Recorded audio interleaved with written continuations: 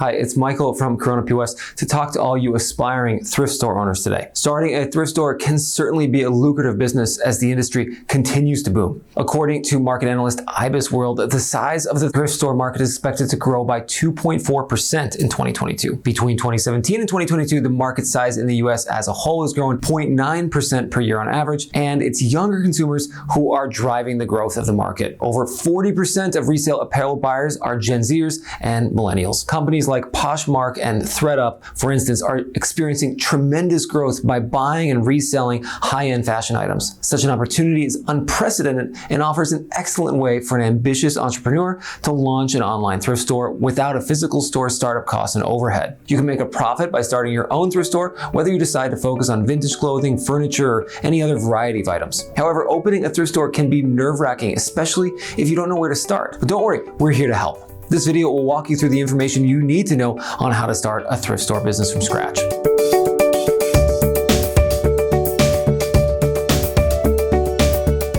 Before opening a thrift store, you of course must do some preparatory work to set your business up for success. As with any other business, the first thing to do before starting a thrift store is to create a business plan, including all the details and decisions about collecting your product, how many employees you'll need, the most appropriate location, your marketing strategies, and so on.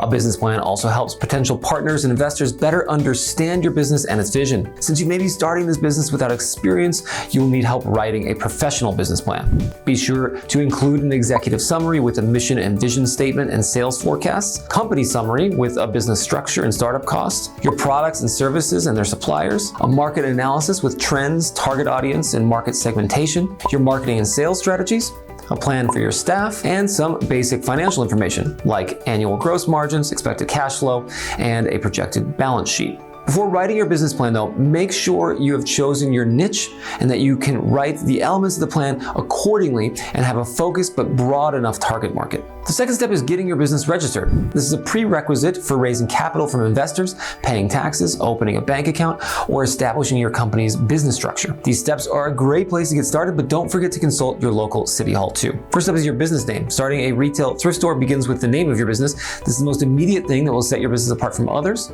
So make sure you choose a name that represents the identity of your brand, but is also memorable. After picking a name, you should trademark it to avoid any legal disputes down the road. To make sure the name you choose is not already in use by another company, consult the United States Patent and Trademark Office. In fact, you can trademark any intellectual property associated with your brand, not just the name. Second, get your employee identification number, also known as an EIN. This is used to identify the business's entity when all employees are filing their taxes. You'll need it to open a merchant account, but also to proceed with other administrative procedures. You can obtain the EIN online on the IRS website. And third, choose your business structure. There are several types of business entities, each with its advantages and disadvantages. The type of business structure you choose will determine your taxes, personal liability, and business registration requirements. Typically, thrift shop owners will need to choose between a sole proprietorship, partnership, LLC, or corporation. Most thrift stores are LLCs since they're reasonably easy to get set up and also protect the owner or owners from having their personal assets seized in the event of a bankruptcy. Step 3 is to register for paying taxes. Before paying taxes, you must obtain your employer identification number. As aforementioned, this number will be helpful when filing other essential documents.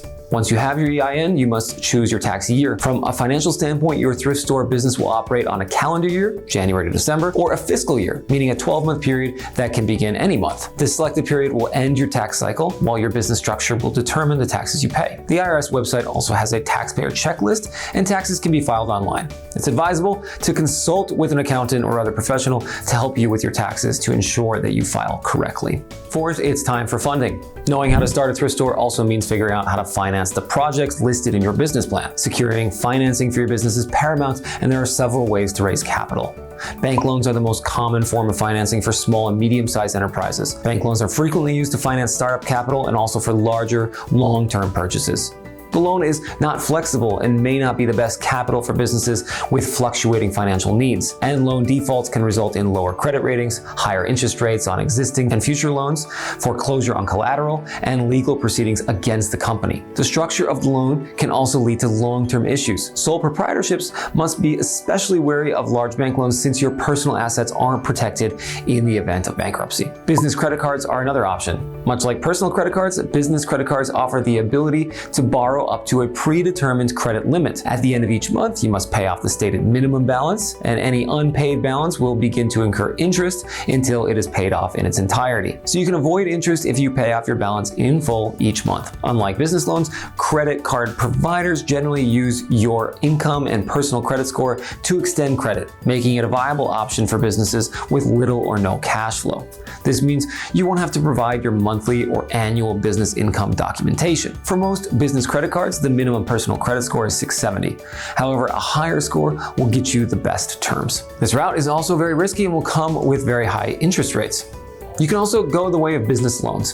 It's usually difficult to obtain a traditional business loan as many lenders require potential borrowers to have a minimum annual income to qualify for a loan. However, some lenders are willing to provide loans to startups without significant revenue. In the case of a new thrift store that does not yet have proof of annual revenue, commercial lenders may likely require additional documentation. In this situation, you are usually required to provide financial projections and a detailed business plan to illustrate your ability to repay your debts. Among the institutions that grant loans to start a thrift store business is the Small Business Administration, or SBA, which acts as a guarantor, helping entrepreneurs obtain bank approval for a loan. The SBA has several types of loans depending on your budget, your needs, and your company's size. Step 5 is figuring out all necessary licensing. No matter what business you start, there are permits or licenses that you must have in order to run your business without getting into trouble with authorities. If you want to open a thrift store, it's essential to know the licenses or permits that will be required. First, a general business license is required before operating a business in almost every state in the United States. It is usually issued by the Department of Revenues and the Secretary of State, depending on the office responsible for business registration. Thrift shops, like any other, will require this. A vendor permit, sometimes called a sales tax permit or sales and use tax permit, is a business license that allows you to collect sales taxes on taxable goods and services. Your business's responsibility is to send the collected tax to your state taxing authority. If you're opening a physical store, you'll likely also need a zoning permit. Since the thrift store business is a retail business, choosing the right location is critical to the success of your business. However, if you want to build a retail store or lease a location for your business, obtaining a zoning permit is the first step. A sign permit is another key item for many thrift shops. You can't open a brick and mortar store without putting a sign on the storefront. However, any information about your business that needs to be displayed must be done lawfully. This information can be in the form of words, signs, symbols, or pictures to promote your business. Finally, some thrift stores will need a wholesale license. Wholesale licenses allow you to purchase items at wholesale prices to get specific discounts and other related benefits. These 5 licenses are the most common, but you may want to check out other local requirements before getting started. Contact your local city hall and perhaps an attorney to assist you in the process. 6th, set up your business bank account. Before you start earning money, you'll need a place to keep it, which requires opening a bank account. Having your business finances separate from your personal account makes it easier to file taxes and track your business income. Opening a business bank account is very simple, just like opening a personal account. Just ask your favorite bank about their rates and features. They also offer accounts tailored to businesses. There are several banks that offer different options, so it's a good idea to review your options and select the best plan for you. Once you've chosen a bank, all you need to do is bring the necessary documents to open a new account. And step 7, figure out what technology you should invest in. Technology is at the heart of effective retail management, and one of the essential tools in the retail industry is the point-of-sale system. Choosing the best retail POS system for your business allows you to handle transactions within your store, better control inventory management to avoid stockouts or excess inventory. It's better to opt for a cloud-based POS system that integrates inventory management software and tracks all operations taking place in your thrift store in real time. Finally, you'll need to get various types of business insurance. To be fully covered, a thrift store will need to purchase several types of insurance, including general liability insurance, commercial property insurance, workers' comp, and business property insurance. There are other options out there, but in general, thrift stores can keep this step relatively simple. So hopefully this was a good starting point for your process of opening your own business. It's such an exciting step, but one that requires a whole lot of hard work. To learn more about getting a new business off the ground, check out our hundreds of other blogs and videos. You can subscribe to both to get updates whenever we put a new one out. Thanks for stopping by today.